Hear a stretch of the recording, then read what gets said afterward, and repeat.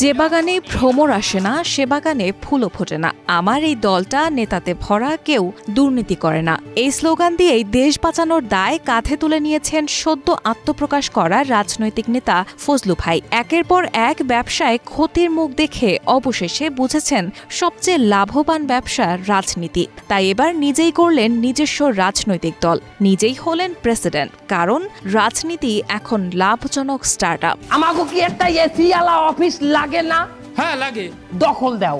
Social মিডিয়ার হালচাল যাদের চোখে পড়েছে তারা নিশ্চয়ই বুঝেছেন এই মুহূর্তে নেট দুনিয়ায় রাজত্ব করছেন দুজন, রাকিব ও জিসান। তাদের নতুন ব্যঙ্গাত্মক ভিডিও পার্টি অফিস ইতোমধ্যেই ভাইরাল হয়ে উঠেছে।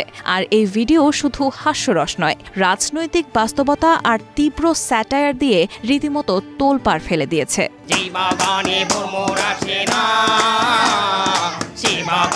ভিডিওর শুরুতেই দেখা যায় সাদা পাঞ্জাবি আর নীল কোটে সজ্জিত হয়ে শহরের রাজপথে নেতার ভঙ্গিতে হেঁটে আসছে ফজলু ভাই ও তার অনুসারীরা। স্লোগানে স্লোগানে তারা জানিয়ে দিচ্ছে শহরে এখন নতুন নেতার আগমন হয়েছে। এরপর একে একে উঠে আসে নানা নাটকীয় ঘটনা, নতুন দলের জন্ম, প্রতীক খোঁজা, প্রেসিডেন্ট হওয়ার লড়াই আর রাজনৈতিক উচ্চাভিলাষের এক কার্টুন সুলভ উপস্থাপনা। আমার একটা পদ দেবেন না? তোরে দিমু পদ, তুই মানুষটা কি কোনো পদে? এই রম্যধর্মী কন্টেন্টে তুলে ধরা হয়েছে বাস্তবতাকে, যেখানে বর্তমান বাংলাদেশের রাজনৈতিক দল গঠনের হিড়িক ও তার পেছনের উদ্দেশ্য স্পষ্ট।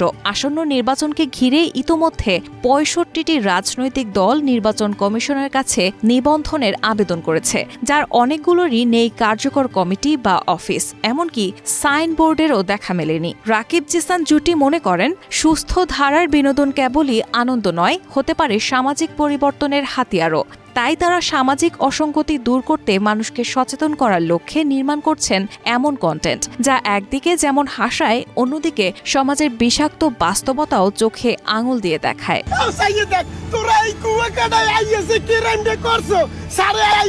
ফ্যামিলি এন্টারটেইনমেন্ট বিডির ইউটিউব চ্যানেল ও ফেসবুক পেজে প্রকাশিত এই ব্যতিক্রমধর্মী ভিডিও ইতোমধ্যেই নেটিজনদের মধ্যে ব্যাপক সাড়া ফেলেছে। ভাইরালের এই যুগে যেখানে সুস্থ মস্তিষ্ক নিয়ে ভাইরাল হওয়া একটু কঠিনই বলা চলে, সেখানে হাস্যরসের মাধ্যমে সমাজে এত সুন্দরভাবে ইতিবাচক বার্তা পৌঁছে দিচ্ছে রাকিব জিসানের পার্টি অফিস। সবাই আমার নালিশ বিচার সালিশ। মামু গাড়ির ভাড়া দেবেন না? সাম্প্রতিক সময় রাজনীতির মাঠে দেখা যাচ্ছে একের পর এক নতুন রাজনৈতিক দলের আগমন। জনসমর্থন অর্জন নয়, ক্ষমতার আশেপাশে যাওয়াই এসব দলের মূল লক্ষ্য। নেতারা নেতাগিরি করেন স্বার্থ হাসিলের জন্য, চেষ্টা চলে চটক দিয়ে লোক আকর্ষণের। ভাড়া করে মিছিলের লোক আনা এদের কাছে স্বাভাবিক ঘটনা। তোমরা রস করতে হবে না, তুমি নেমে যাও।